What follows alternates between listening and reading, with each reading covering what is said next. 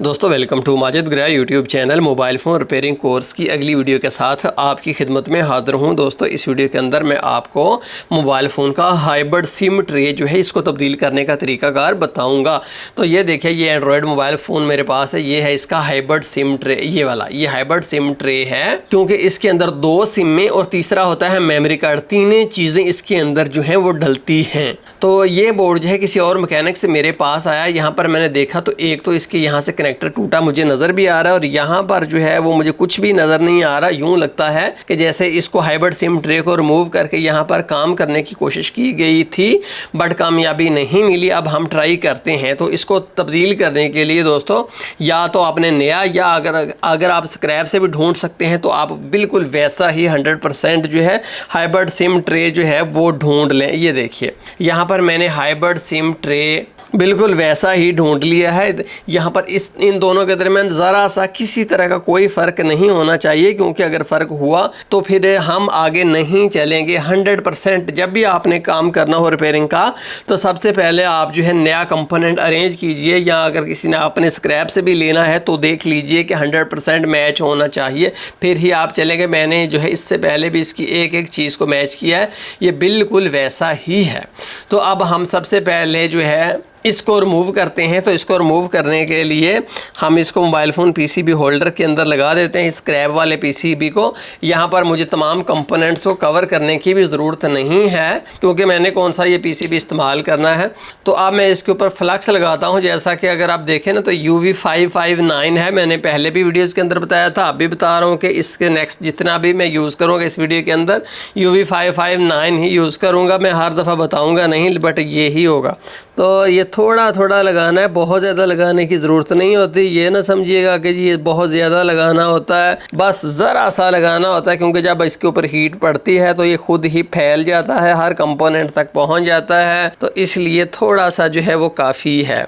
ये लीजिए लग गया। अब मैं जो है अपनी hot air gun SMD river station को ऑन करता हूँ और मैं 300 डिग्री सेंटीग्रेड टेम्परेचर को यहाँ पर 2 मिनट डालता हूँ। दोस्तों जनरल उसूल का आपको पता है कि जब भी हम हॉट एयर गन यानी कि SMD रिवर्क स्टेशन को इस्तेमाल करते हैं हमें ठहरने की इजाज़त नहीं होती किसी भी कंपोनेंट पर। चाहे आप IC पर काम कर रहे हो, कोई कनेक्टर कोई रिमूव कर रहे हैं, लगा रहे हैं, या किसी भी कंपोनेंट पर काम कर रहे हो आप, तो वहाँ पर आपको ठहरने की इजाज़त नहीं होती, क्योंकि ठहरने से उस एक पॉइंट के ऊपर सिंगल पॉइंट पर टेम्परेचर बहुत बढ़ जाता है, जिससे वो पॉइंट ज़ाय हो जाता है। ये कनेक्टर है तो वो पिघल जाता है, IC है तो वो फट जाता है, जो भी सीन हो। तो अब यहाँ पर मैं 2 मिनट हीट दे रहा हूँ 300 डिग्री सेंटीग्रेड। दोस्तों 2 मिनट गुजर चुके हैं। अब मैं इसको चेक भी नहीं कर रहा क्योंकि मुझे पता है कि अभी ये बिल्कुल भी नहीं उतरेगा। अब मैं टेम्परेचर को बढ़ा कर देता हूँ 350 डिग्री सेंटीग्रेड और अब फिर मैं यहाँ पर इसको 2 मिनट हीट दूँगा। मैं बतदरीज टेम्परेचर को बढ़ा रहा हूँ, यकमुश्त नहीं बढ़ा रहा, क्योंकि दोस्तों अगर मैं यकमुश्त बढ़ा दूँगा तो हो सकता है कि इसके अंदर जो प्लास्टिक के कंपोनेंट्स हैं वो सारे के सारे तबाह हो जाएं, ज़ाय हो जाएं। तो हमेशा तरीकाकार यही होता है कि टेम्परेचर को 300 से शुरू किया जाता है, स्लो ट्रांसफ़र किया जाता है।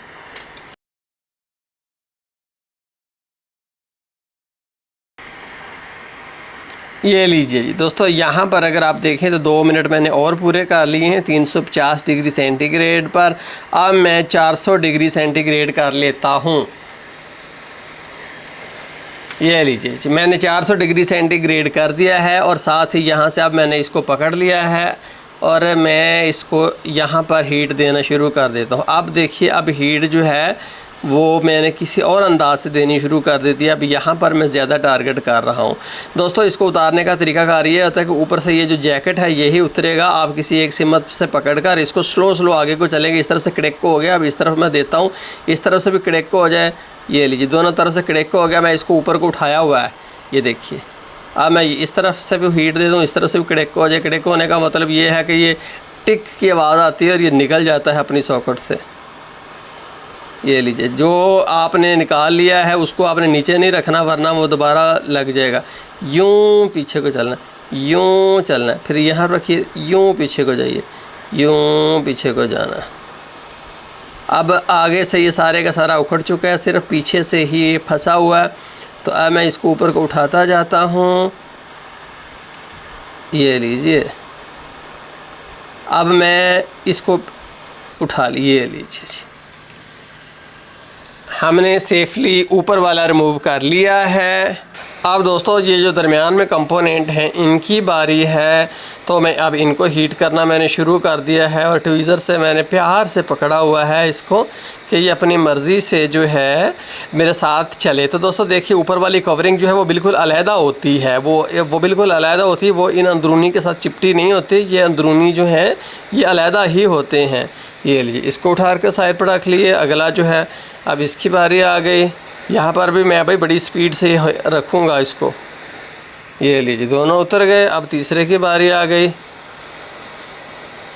चलो जी, ये लीजिए दोस्तों, हमने यहाँ से तीनों को रिमूव कर लिया है। चलिए जी, अब इन चीज़ों को हमने कर देना साइड पर। हमने इनको महफूज कर लेना है अच्छे तरीके से, कोई गुम नहीं होने देनी। दोस्तों अब हमने इस असल पीसीबी में से हाइब्रिड सिम ट्रे को रिमूव करना है। तो इसके लिए हमने ये कनेक्टर छोड़कर इर्द गिर्द तमाम कंपोनेंट्स को हीट रेजिस्टेंस टेप से कवर कर देना है। तो उसके लिए मैं सिल्वर एल्युमिनियम फॉयल टेप इस्तेमाल करूँगा। दोस्तों अब आप एल्युमिनियम सिल्वर फॉयल टेप के 3 पीस लीजिए और हाइब्रिड सिम ट्रे के तीनों अतराफ़ में आप मुनासिब फासला छोड़कर लगा दीजिए। मुनासिब फासले का मतलब है कि थोड़ा सा आपने 2 SMD 3 SMDs के बराबर फासला हर तरफ से छोड़ना है और फिर आपने एल्युमिनियम सिल्वर फॉयल टेप को लगाना है। फासला छोड़ने का मतलब ये है कि हम अच्छे से हीट जो है वो दे सके। लेकिन अगर कोई कंपोनेंट है ना, तो फिर आप बिल्कुल पास भी लगा दीजिए, क्योंकि कंपोनेंट को हम जो है इग्नोर नहीं कर सकते। तीनों अतराफ़ में मैंने टेप लगा दी। उसके बाद मैंने इसको मोबाइल फ़ोन पीसीबी होल्डर के अंदर लगाना है और अब मैंने इसके ऊपर फ्लक्स पेस्ट अप्लाई करना है और इसके ऊपर हीट दे देनी मैंने शुरू करनी है। हीट देने का उसूल वही है जो कि मैंने पहले बयान किया है इससे पहले बड़ी डिटेल से, कि आपने 2-2 मिनट जो है टेम्परेचर देना है। जैसे 300 सेंटीग्रेड 2 मिनट, फिर 350 सेंटीग्रेड 2 मिनट, फिर 400 सेंटीग्रेड 2 मिनट। जहाँ पर भी आपका कंपोनेंट जो है वो पिघल जाए, आपने उस पॉइंट के ऊपर रुक जाना है। तो जैसे कि अगर आप देखें तो हमने यहाँ से तमाम कनेक्टर्स को सेफली रिमूव कर लिया है। दोस्तों जैसा कि आप देख रहे हैं इन तमाम पॉइंट्स के ऊपर बहुत ज़्यादा सोल्डर मौजूद है। ये सोल्डर हमने यहाँ से रिमूव कर देना है।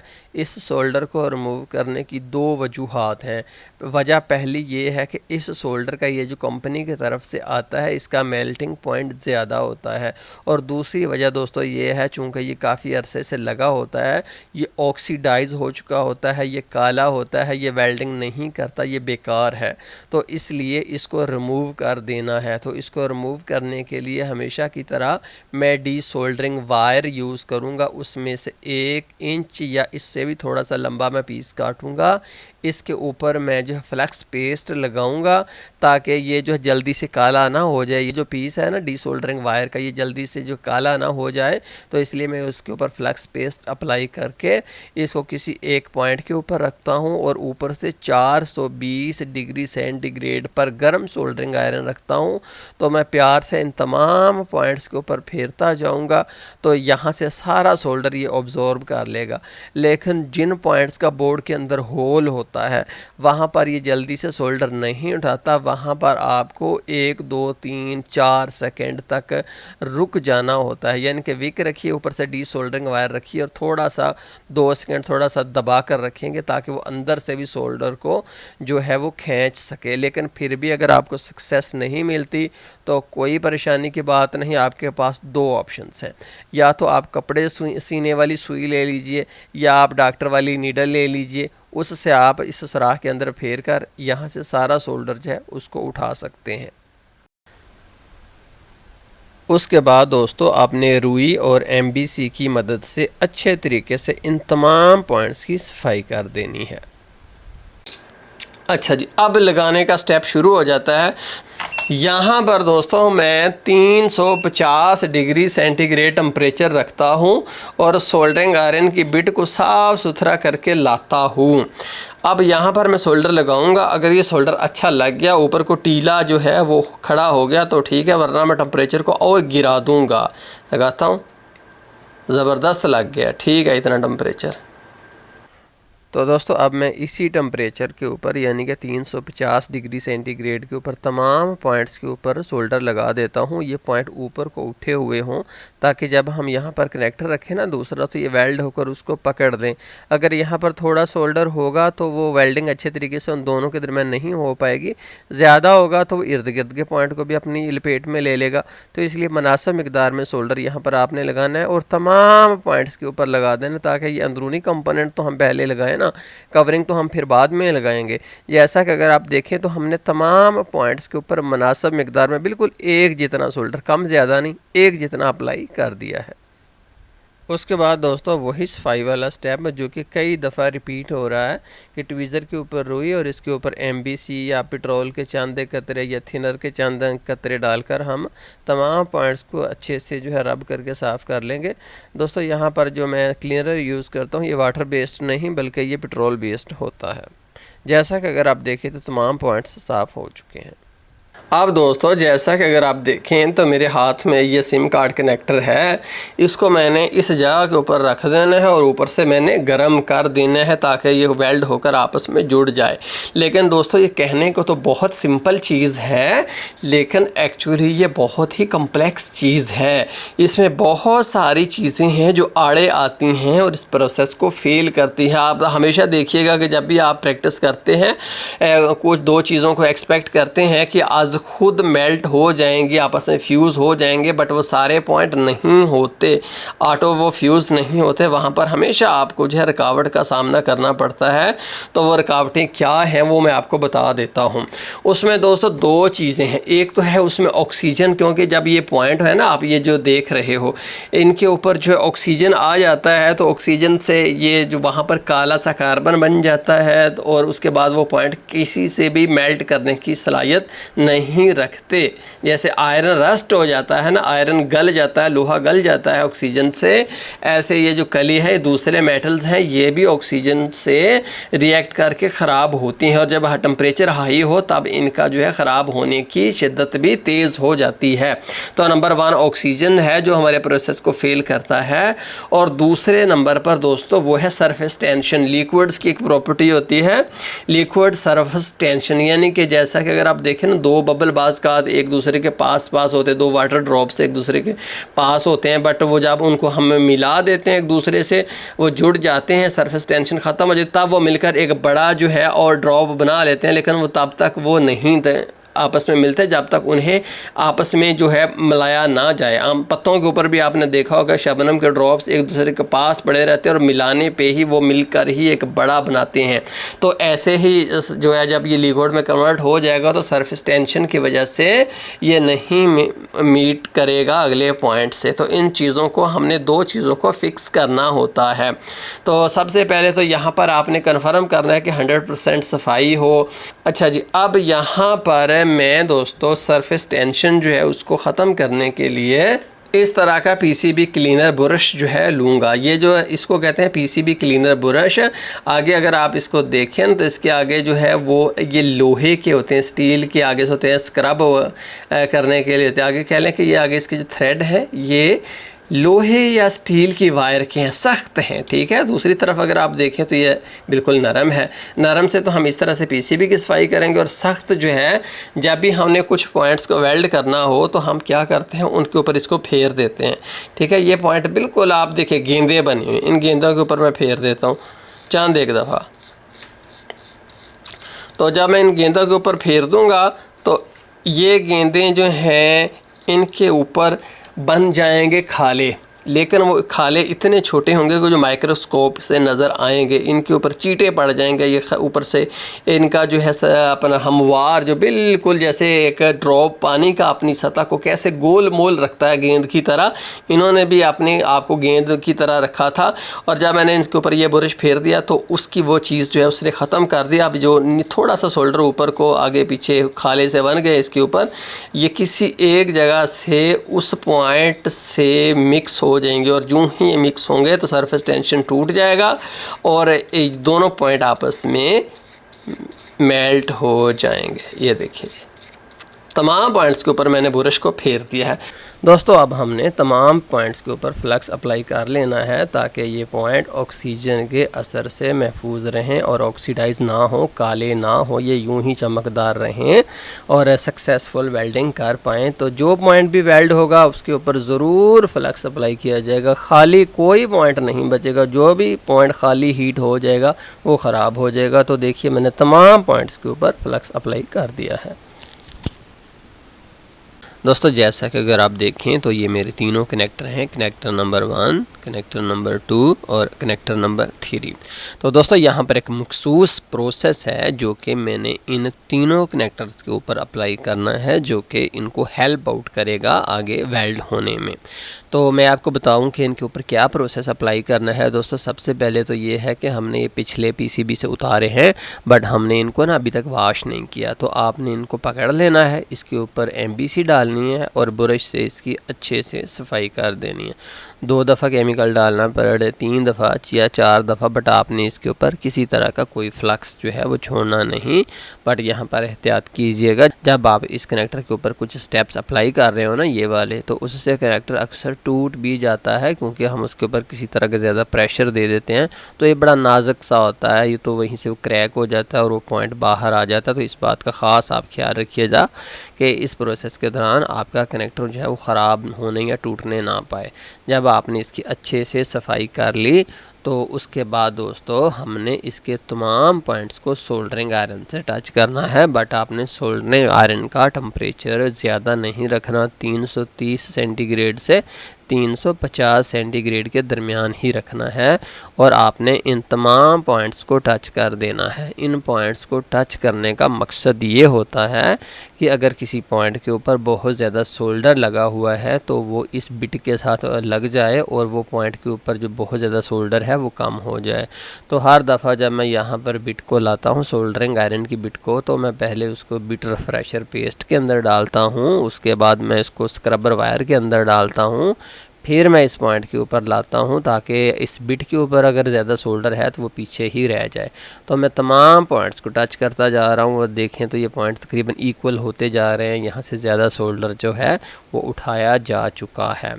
अच्छा जी, उसके बाद दोस्तों ये प्रोसेस आपने करना है, चूँकि हमने यहाँ पर सोल्डरिंग आयरन को इस्तेमाल किया है तो उस वजह से इन पॉइंट के ऊपर कुछ कालख सी जो है, कुछ गंद जमा हो चुका होगा। तो उसके लिए आप एक दफ़ा, बस एक दफ़ा ही काफ़ी है, एमबीसी डालिए और फिर इसकी ब्रश से सफाई कर लीजिए।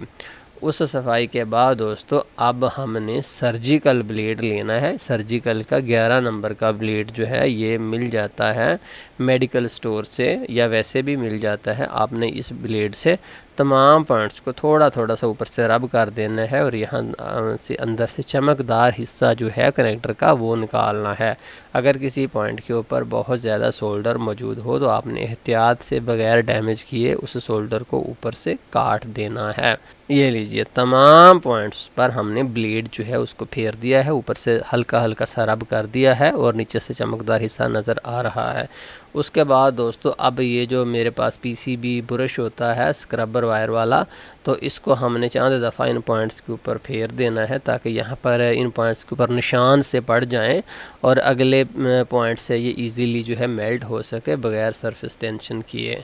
तो ये लीजिए जी, मैंने स्क्रबर वाला ब्रश भी इसके ऊपर फेर दिया है। तो ये प्रोसेस कंप्लीट हो चुका है। यही प्रोसेस जो है सेम टू सेम हमने कनेक्टर नंबर 2 के साथ भी करना है और यही प्रोसेस जो पहले बयान हुआ है यही हमने कनेक्टर नंबर 3 के साथ भी करना है। तो तीनों को आपने रेडी कर लेना है ताकि हम इससे नेक्स्ट चल सकें।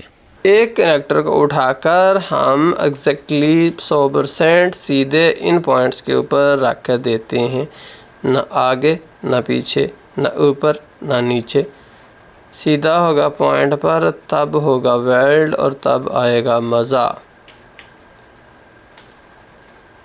ये लीजिए जी, एग्जैक्टली अपने पॉइंट के ऊपर ये है। अब मैं यहाँ पर 350 डिग्री सेंटीग्रेड और हल्की सी हवा लेकर इसको हीट करता हूँ।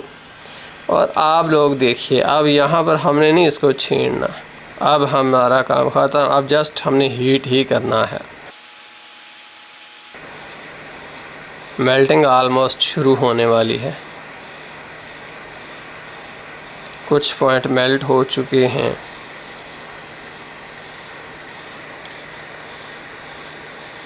वाह, इस तरफ से मेल्टिंग रह गई है काफ़ी। ये देखिए, जब ये एक दफ़ा मेल्ट हो जाए, आपको ये हिलता हुआ नज़र आ जाए, तो उसके बाद आपने थोड़ा सा फ्लक्स और ऊपर से डाल देना है। और देखिए यहाँ पर आपने उसको टच नहीं करना। जब ये मेल्ट हो जाए पॉइंट, तो फ़ौरन नहीं आपने हट जाना, बस ये मेल्ट हो के पीछे हट जाए, पीछे नहीं नहीं नहीं नहीं नहीं, ऐसे नहीं आपने करना। उसके बाद भी आपने लगे रहना है। और अगर हो सके, अगर आप में कॉन्फिडेंस हो, तो फिर थोड़ा सा यहाँ से यूँ टच भी कर दीजिए, बस छोड़ दीजिए इसको। अगले पॉइंट पर आइए। अच्छा दोस्तों, एक बात बताऊं आपको, यहाँ पर मैं हाथ से पकड़ूँ ना, तो मेरे हाथ में जो गंदगी थोड़ी सी होगी माइक्रो लेवल के ऊपर, इस प्रोसेस को फेल करने के लिए बहुत काफ़ी है। बाज़ दफ़ा मैं कनेक्टर को हाथ लगा दूँ ना, हाथ लगा दूँ जो मैंने सफाई की होती है, तो उसके बाद वो वेल्ड ही नहीं होता। मुझे पता होता है कि मैंने इसको हाथ लगा दिया।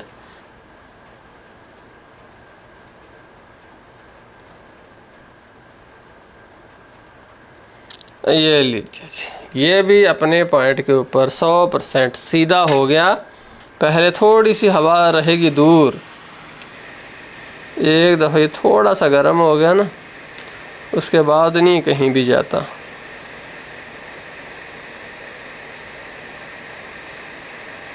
वाह, मेल्टिंग शुरू हो गई है। ये लीजिए, जब एक दफ़ा इसकी मेल्टिंग शुरू हो जाए, तमाम पॉइंट्स मेल्ट हो जाएं, फिर भी आपने मज़ीद उसको 10 सेकंड हीट करते रहना है। और उसके बाद फिर आपने ठहर जाना है, उसके ऊपर और ज़्यादा फ्लक्स डाल देना है तमाम पॉइंट्स, और फिर आपने अच्छे से दोबारा इसको जो है वो हीट अप करना है। और अगर आप में कॉन्फिडेंस हो तो आप इसको जो है थोड़ा सा हिला भी सकते हो। ये लीजिए, ये भी सक्सेसफुली काम हो गया। आगे आइए, अब आखिरी हमारा रह गया। कनेक्टर को अपनी जगह के ऊपर ठहराइए।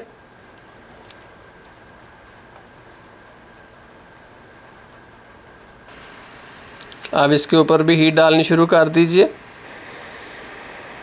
पॉइंट के मेल्ट होने का वेट कीजिए। जब पॉइंट मेल्ट होते हैं किसी भी पॉइंट के, तो ऊपर जो कनेक्टर पड़ा हुआ होता है वो एक दफ़ा हिलता है। ये देखिए, कनेक्टर हिल के अब जगह के ऊपर बैठ गया है। जब ये बैठ जाए तो उसके बाद मज़ीद आपने 10 सेकंड इसको हीट देनी है।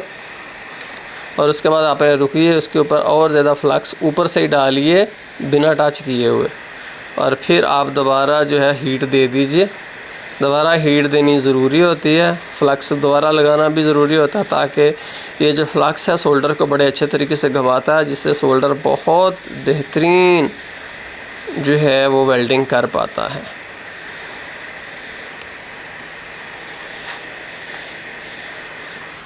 बस जी, अब हम इसको वॉश करके यहाँ से इन तमाम पॉइंट्स से फ्लक्स को निकालेंगे। जो अभी हमने फ्लक्स यूज़ किया है, यहाँ पर 2, 3, 4 मिनट लग सकते हैं, बट आपने हौसला रखना है।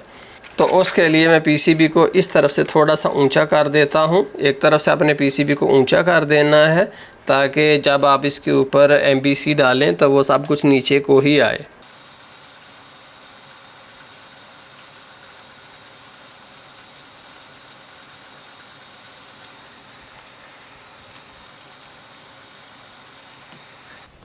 दोस्तों, यहाँ पर आपने बैरूनी कवर लगाने से पहले तमाम पॉइंट्स का मुशाहदा करना है कि कहीं कोई पॉइंट टूटा हुआ तो नहीं, क्योंकि अगर एक दफ़ा हमने इसके ऊपर बैरूनी कवर लगा दिया तो अब ये हमारे हाथ से गेम निकल जाएगी।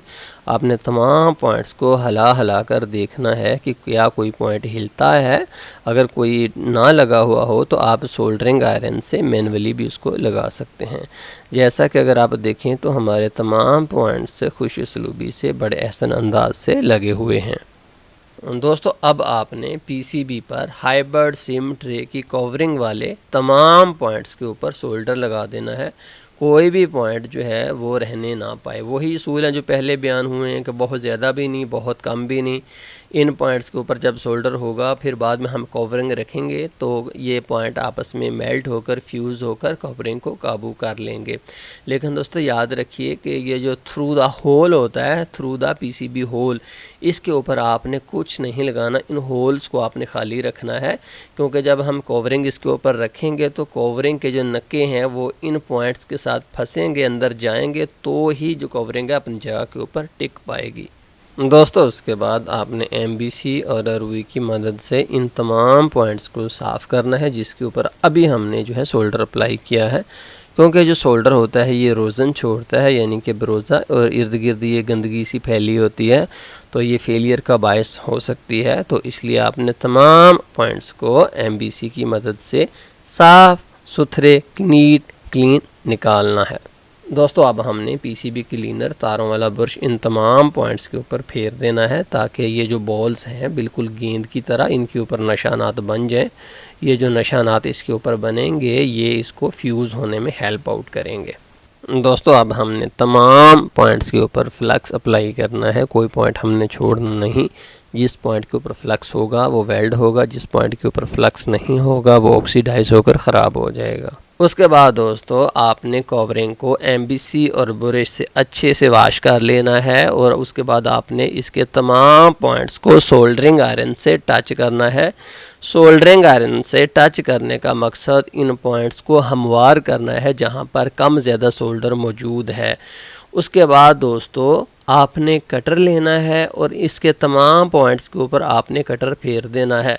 कटर फेरने का मकसद ये है कि इसके ऊपर अगर एक्स्ट्रा सोल्डर मौजूद है तो उसको कट कर दिया जाए।